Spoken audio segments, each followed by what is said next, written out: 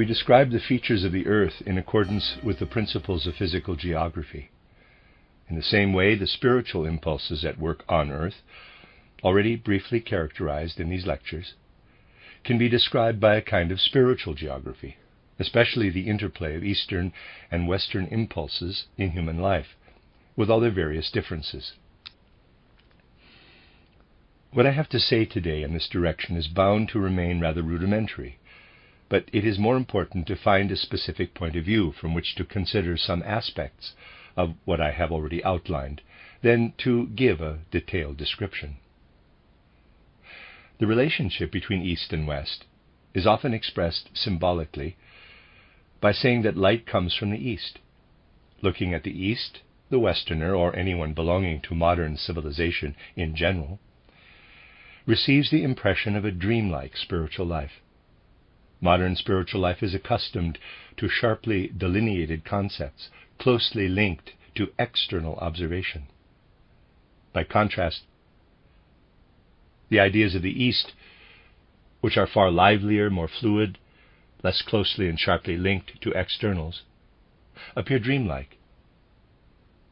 Admittedly, from this dreamlike spiritual life, embodied in the most splendid poems, the Vedas, there did, of course, then develop the clear-cut concepts of a comprehensive philosophy, Vedanta, for example. These concepts were not gained by examining external data, that is, analytically, but emerged from an inwardly experienced and apprehended spiritual life.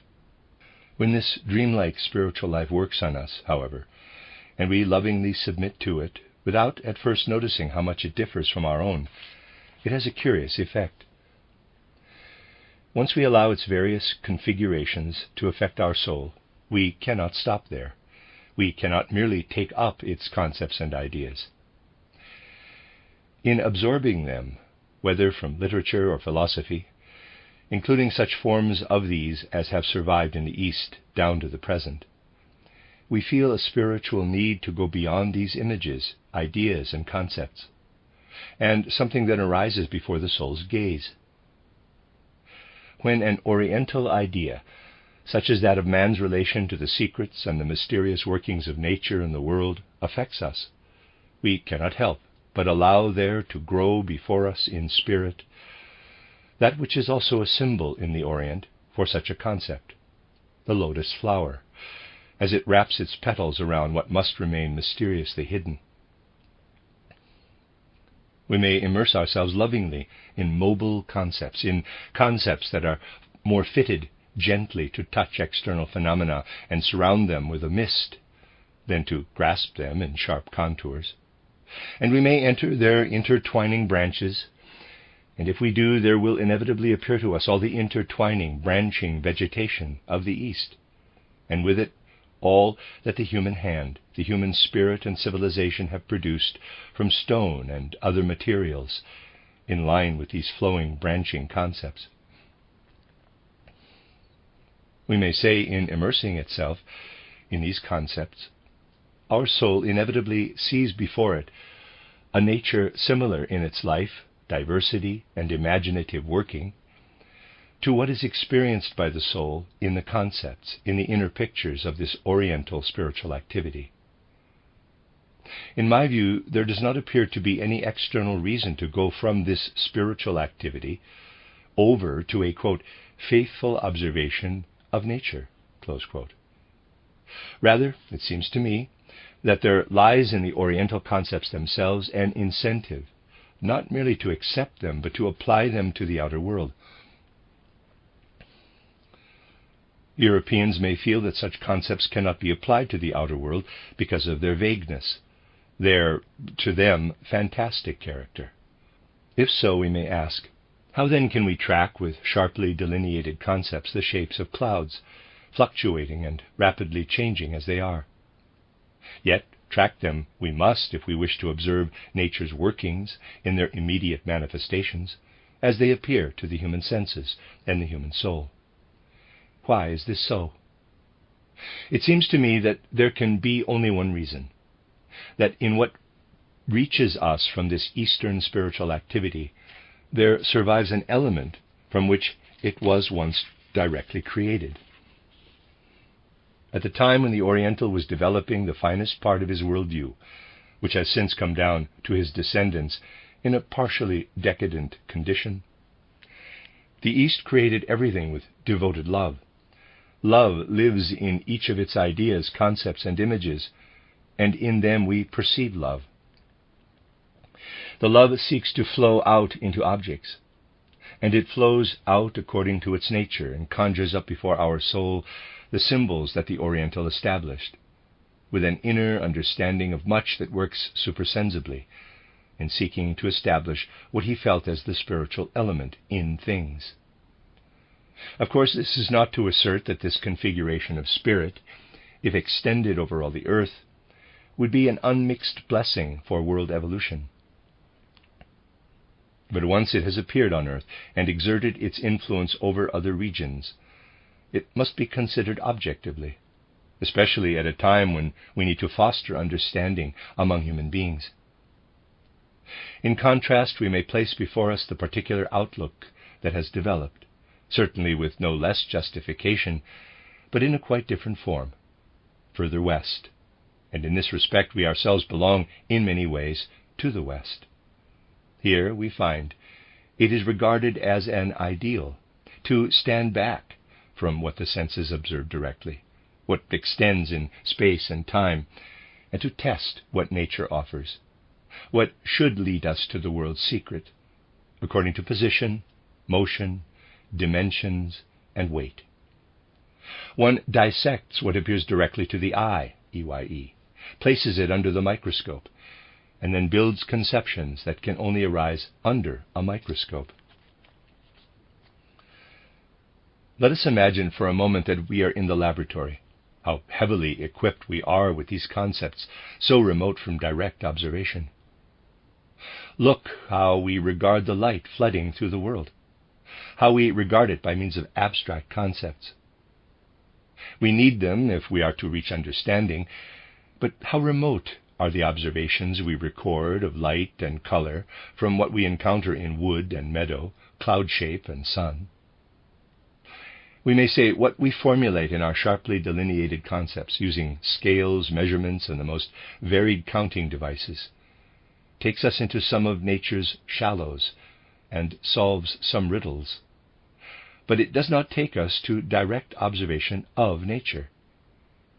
It is all very well to say, direct your attention to sensory observation, and then try to derive your worldview from it. But this is not what happens at all. The scientific worldview we establish is far removed from what the senses observe.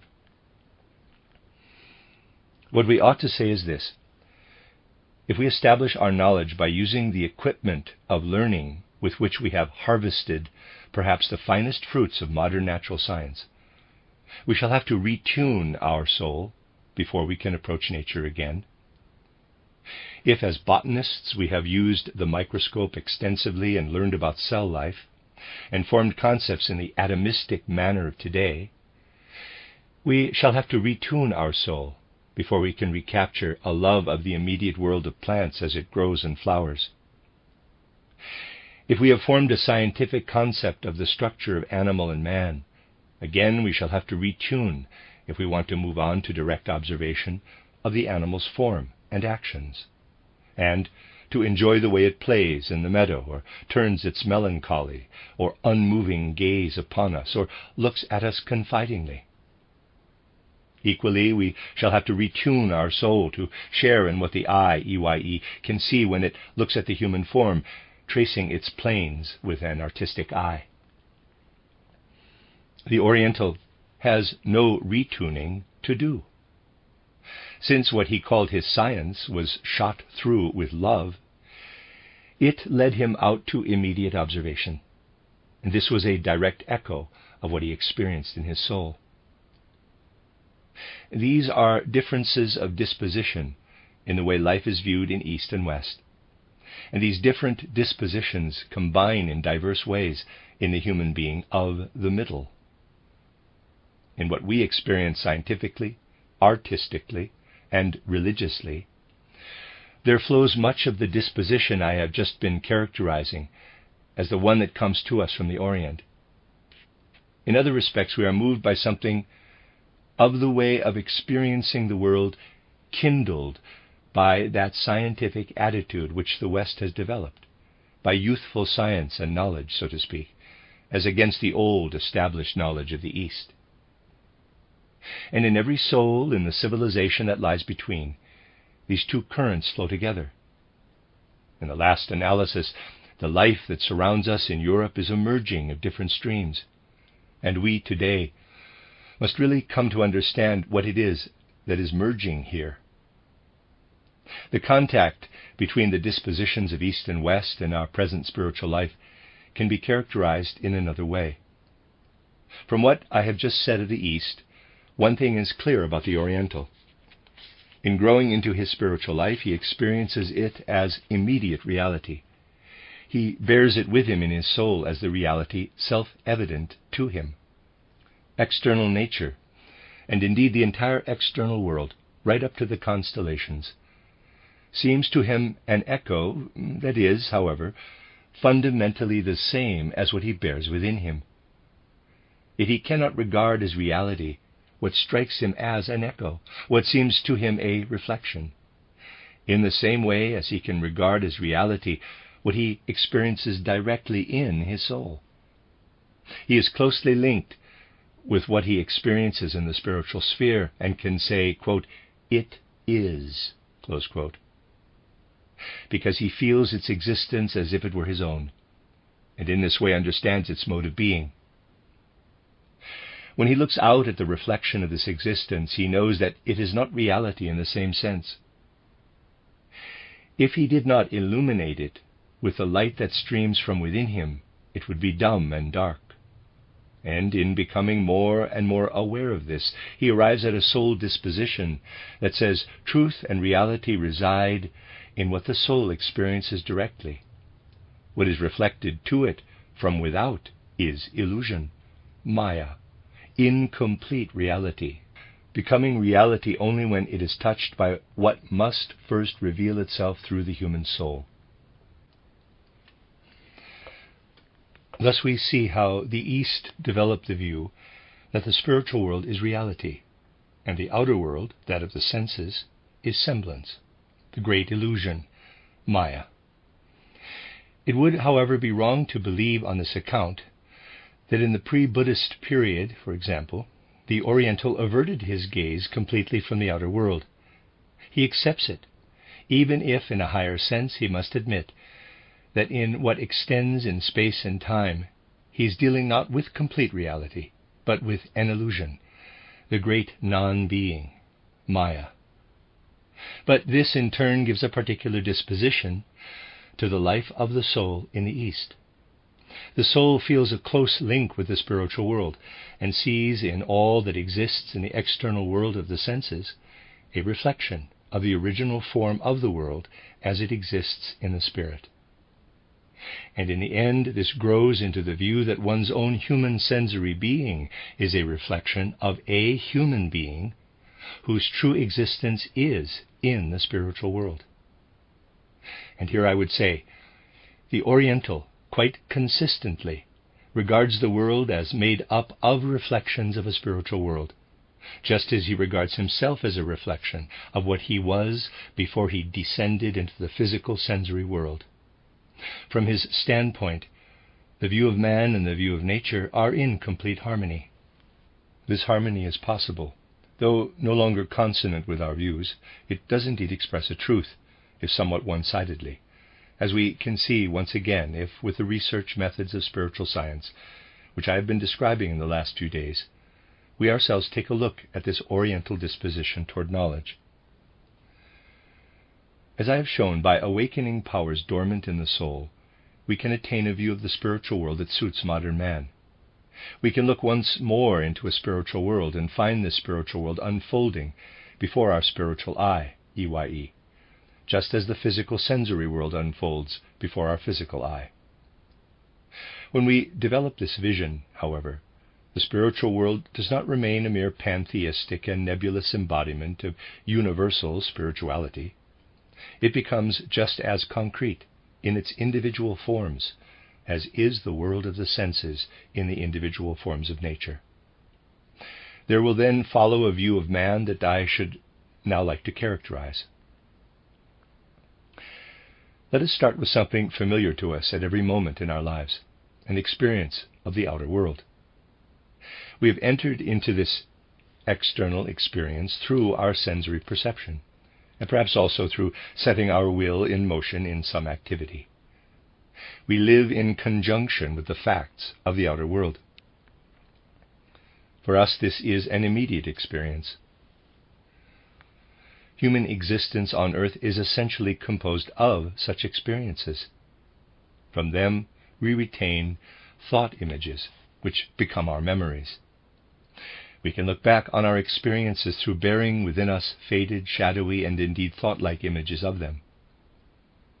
Let us be quite honest with ourselves and consider whether at any moment in life our consciousness contains very much more than memories of external, factual, sensory experiences. Of course, many a nebulous mystic believes that he can summon up eternal things from the depths of his soul. If he looked more closely and could really test the structures he summons from his soul, he would discover that as a rule they are no more than transformed external perceptions. Within man, memories are not only faithfully preserved, they are also transformed in many ways, and he then fails to recognize them. He thinks that he is acting as a mystic and summoning something from the depths of his soul, when he has only called up from his memory a transformed external experience. Of course, we need only think of mathematical truths to realize that all kinds of inner structures do work their way into the life of the soul. But as a rule, it is not these structures that the mystic seeks. However, anyone who simply wishes to accept the everyday life of the soul, as it appears in ordinary consciousness, must say, this life is made up of images that are the remains of our experiences gained through perceptions, and of other experiences within the external sensory world.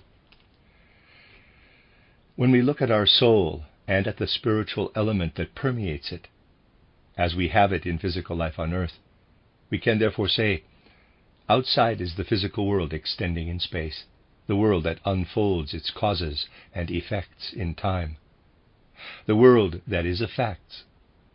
Here, within, is the world of shadows in the soul. We do indeed experience it in general as something spiritual and vital, but its content we experience only as a reflection of the world of facts and of the senses. Now, paradoxical as the outlook of today may find it, for the attitude that I have been expounding in the last few days, the reverse comes about. In empty consciousness, as a result of meditation, the spiritual in the world, the spiritual within natural phenomena, is really experienced. It is observed also as the sole spiritual element in man himself, as he is before he descends into his physical existence from a spiritual world.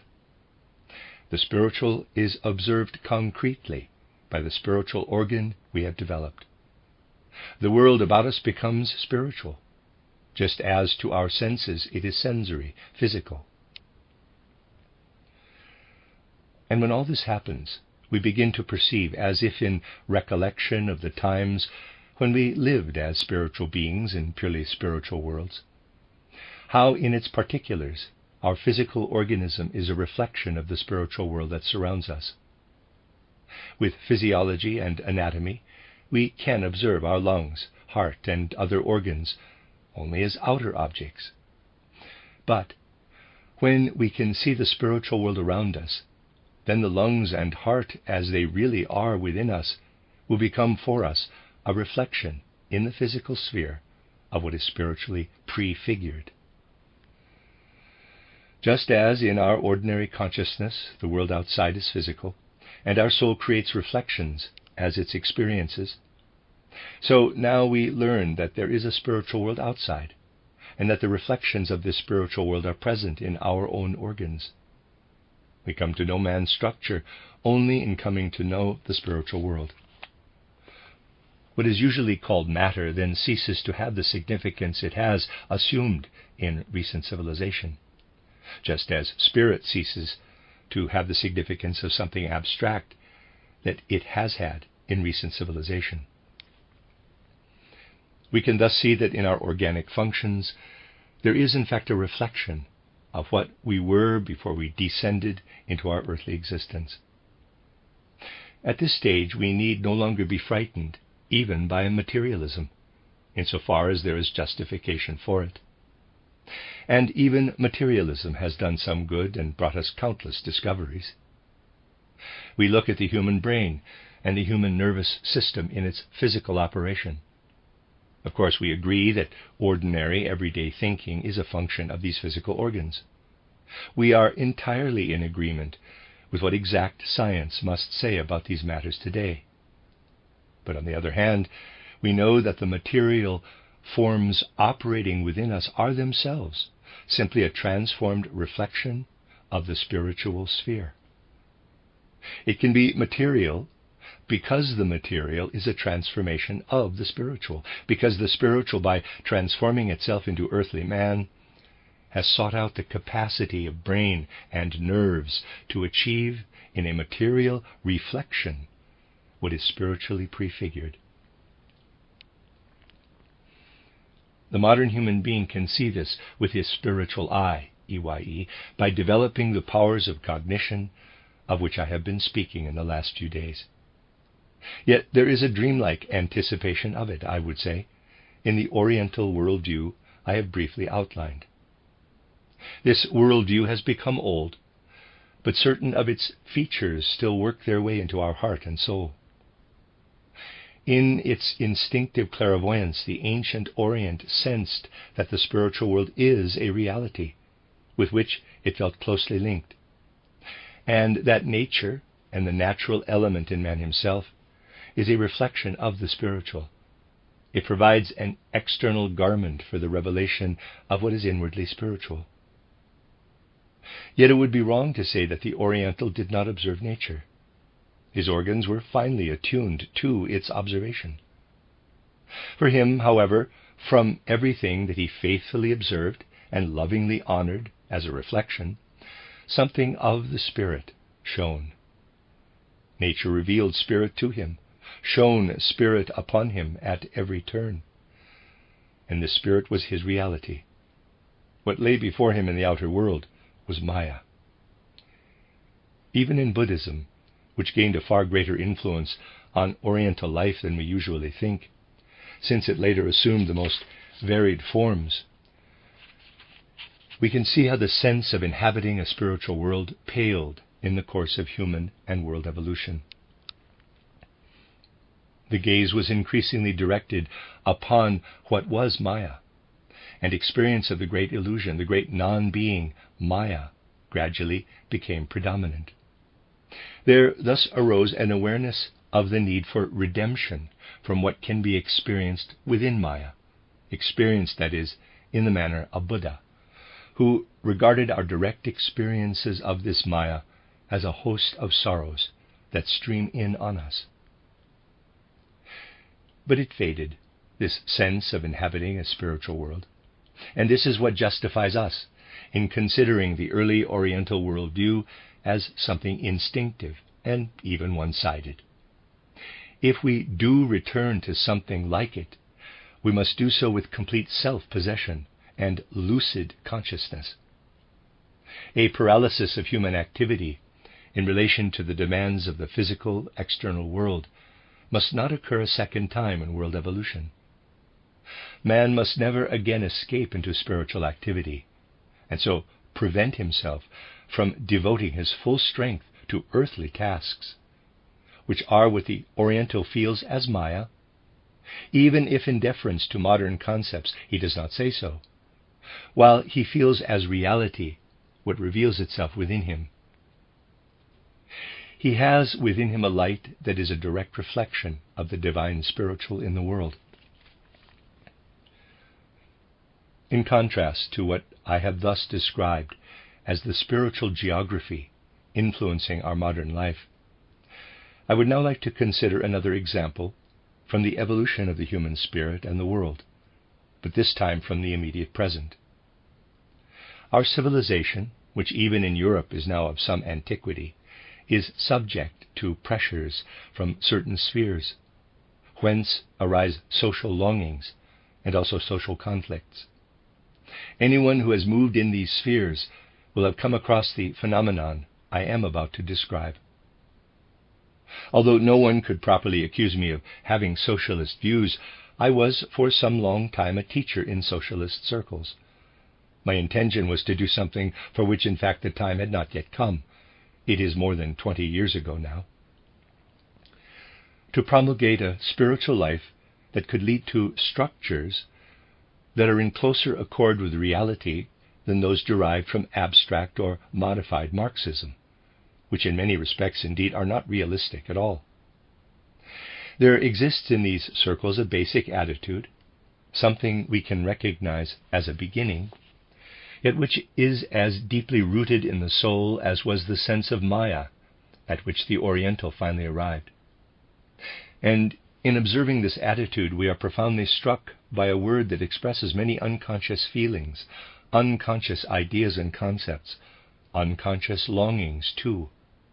A word that we hear again and again and must recognize as having characterized wide circles of humanity for centuries. Encompassing millions of people is a mood that this word expresses. The word is ideology. It derives from an attitude that the proletarian class in particular has absorbed into its education. Science, becoming increasingly materialistic, has given rise to the view that historical reality consists simply of economic struggles, economic patterns, class struggles, in short, of the immediate material element, the external physical sensory element in human life and history, and that therefore economic forces are the true reality. This economic materialism, which is far more widespread than many upper-class people today believe, is a consequence of the general materialistic outlook, which nowadays is believed to have been overcome even in science. Yet it has a powerful hold on the soul dispositions and attitudes of wide circles of the Occident. And what is this ideology? It is law, morality, the realm of the beautiful, religious concepts, political theory. In short, everything that makes up spiritual life. These things are not true reality, but bubbles and baubles arising from true reality, which resides in material struggles and patterns. Ideology is a way of indicating that what man experiences within himself, whether it is art or science or law or maxims of state or religious impulses, is Maya, to use the Oriental term. If we do not just take it at its face value, but can feel what millions of people are thinking, then the word ideology points to something that must inevitably assume the most formidable dimensions, unless it can be set on the right course in good time. What the soul experiences and shapes within is not reality. True reality is only what exists externally in tangible facts.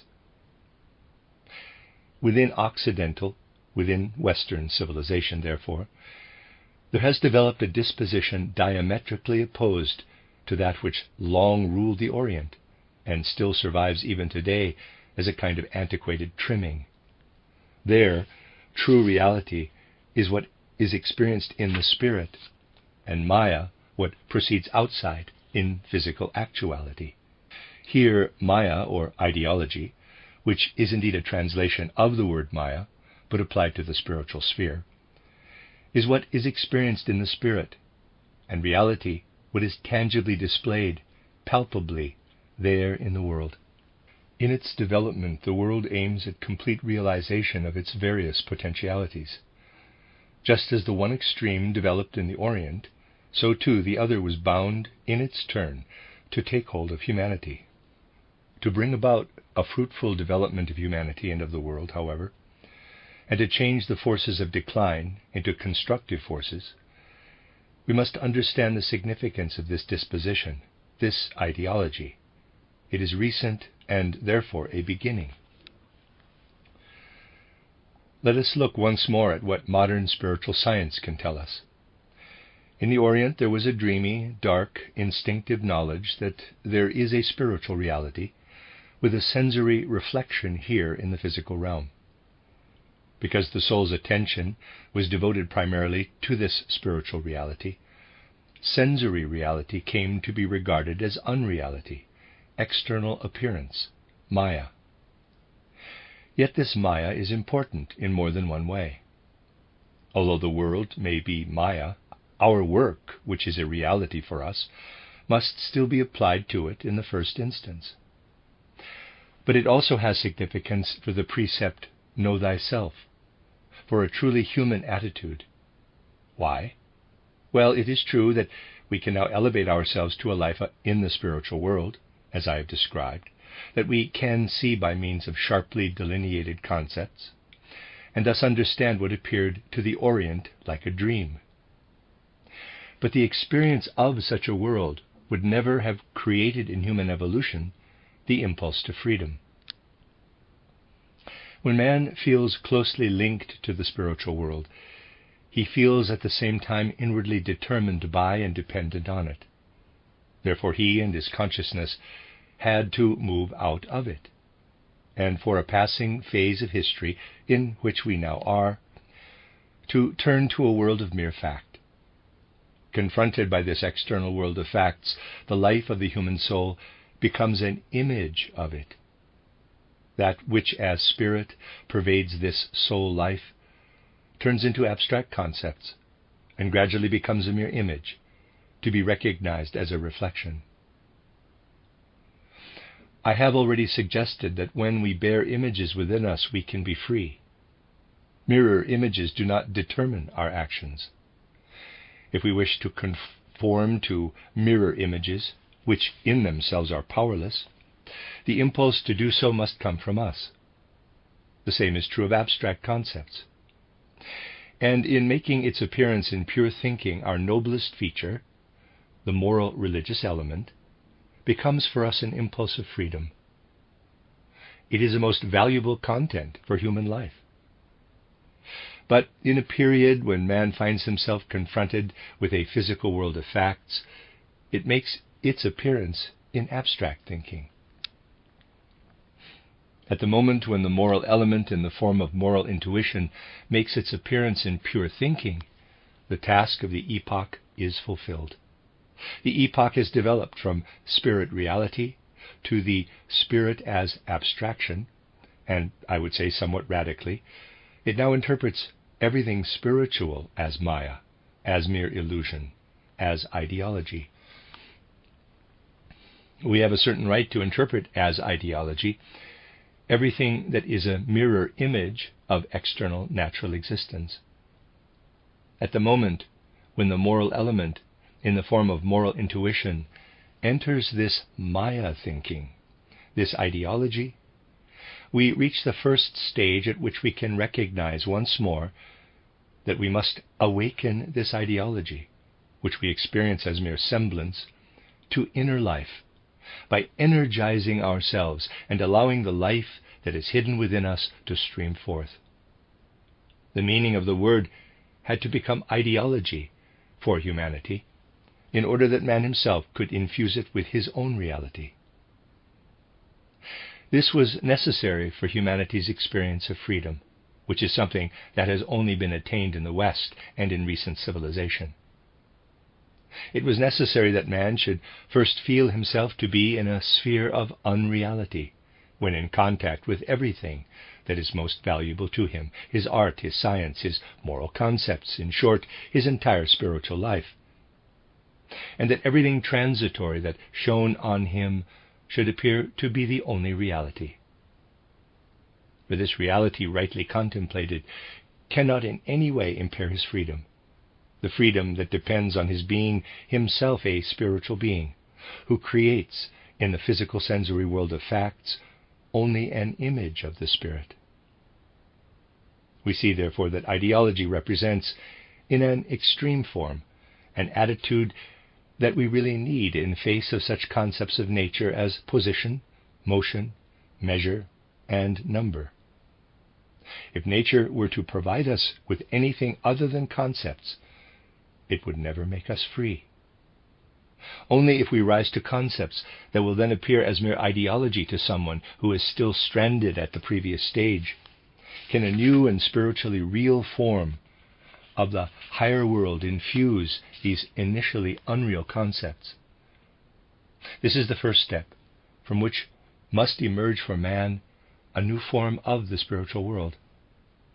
And when the experience of ideology approaches us in a one-sided way, those of us who are not bogged down in the immediate opinions of the day, but are able to look to world evolution, must conclude it was necessary for man to reach a stage of development at which, looking at only one side of the world and himself, he could speak of ideology. It is equally necessary now for him to attain the view, conviction, power, and courage to infuse this ideology with a spiritually perceived, spiritually experienced world. Otherwise, although perhaps it may be discussed philosophically, the ideology will remain mere ideology. And as we shall see in the second part of these lectures, which will be on, quote, Anthroposophy and sociology, close quote, the forces of decline will quite definitely proliferate. Before us then are two pictures, spiritual world as reality and world of the senses as Maya, world of the senses as reality and spiritual world as Maya. We need a view of the world and of life that is capable of imbuing the spiritual world, regarded as ideology, with spiritual intuition, spiritual imagination and inspiration, so that what today appears unutterably empty is filled once more with spiritual meaning. At the same time, it must be able to perceive that what the Orient regards as illusion and Maya is a reality in the sense that it is a true and faithful reflection, a transformation of the spiritual world, which was necessary for the evolution of humanity in freedom. If we are to reach an understanding of these two diametrically opposed world pictures, we need a view of the world and of life that can combine them and not just add them together mechanically, one that will develop through its own inner life, not from the one or the other, but in a spiritual progression from the being of man itself. And these world pictures do ultimately affect everything that we experience spiritually. They certainly condition individual features of life and of human attitudes. As a Central European here in Central Europe, I would rather not give my own judgment on this particular point. I prefer to pass on the judgment expressed some years ago by an Englishman who compared Western and Central Europe in relation to a certain aspect of spiritual life. This Englishman wanted to exemplify the way in which spiritual life has revealed itself in particular phenomena. He referred to the appearance at the end of the 50s and beginning of the 60s of the last century of Buckle's important work titled History of Civilization. Buckle, he noted, views history mainly, if not so exclusively as do the Marxists, for example, in terms of economic drives, so that ultimately spiritual life is taken to arise from the action and interaction of economic forces. We do not always have to condemn a view of this kind. We can take a positive attitude and say, since man is in part an economic being, an historical consideration of human life from this standpoint also was needed at a certain stage in humanity's evolution. The Englishman then refers to another book that was produced in Central Europe at the same time as Buckle wrote his title, History of Civilization, Jacob Burckhardt's Civilization of the Renaissance in Italy. The Englishman himself observes that a quite different spirit prevails here. Burckhardt describes how people feel, what their attitude to one another is, and how through the opinions they have of each other, they enter into certain relationships. which in turn determine other events occurring among them. And the Englishman finally sums up, I am simply quoting his opinion here, by saying that Buckle describes man as he eats and drinks, whilst Burckhardt describes man as he thinks and feels. And if I may now add something myself, if, as we have heard, the Westerner looks at the external world of facts and derives spiritual life from it, and the Central European looks at what inhabits the realm of the soul, but the soul in its earthly existence, then one would have to add thirdly that the Easterner, in many respects even the Eastern European, describes man as he preaches and sacrifices. And so we might say, supplementing the Englishman's verdict, in the West man is described as he eats and drinks. I say this in no pejorative sense. In the Middle region, as he thinks and feels. In the East, as he preaches and sacrifices. In this preaching and sacrificing is active what I have described as the attitude of the East. Similarly, in the view of history that has become generally familiar today, and that is also reflected in the notion of ideology, there operates what I have described as the attitude of the West. But we also need to see how in the mode attributed to the middle, where man is presented as he thinks and feels, the two currents meet. We are called upon today to understand this confluence correctly by taking a first step that will gradually lead us onward to spirituality. I will try to sum up in a single image the two attitudes I have sought to represent, in order to show where understanding is really needed between East and West.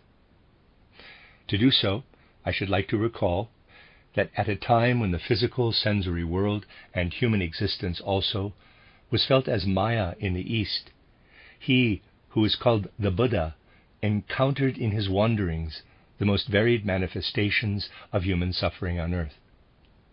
Among these manifestations was a corpse. Death confronted the Buddha, and through contemplation of death, he reached his conclusion: life is suffering. This was the tenor of Oriental civilization 600 years before the establishment of Christianity. 600 years later, Christianity was founded, and henceforward we have a significant symbol, the crucifix, the raised cross with the Redeemer, the dead human body on it.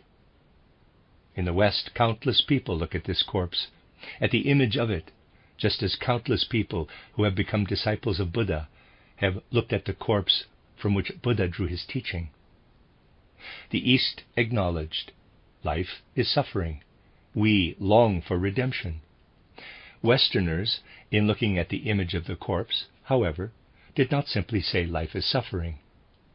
For them the sight of death became a symbol of resurrection of the spirit through inner human power. It became a symbol of the fact that suffering can be redeemed by overcoming the physical, that it is overcome not by turning away from it in asceticism, but by keeping it in full view, not by regarding it as Maya, but by overcoming it through work, activity, and the vigor of the will. Out of the introspective life of the East arose a contemplation of the corpse, with the conclusion life is suffering, man must be redeemed from life.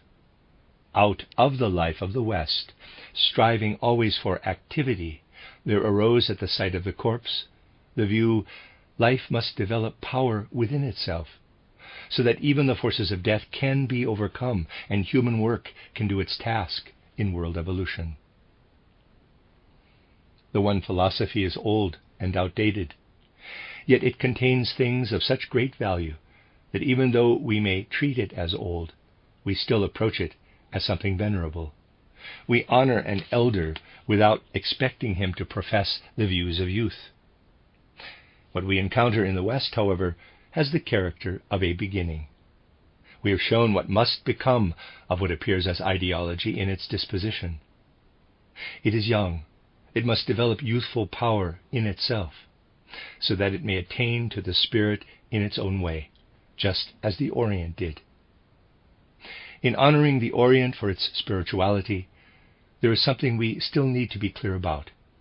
We must build up our own spirituality from the beginning we have made here in the West. We must so shape it, however, that we can reach an understanding with any view that may exist on earth, especially old and venerable ones.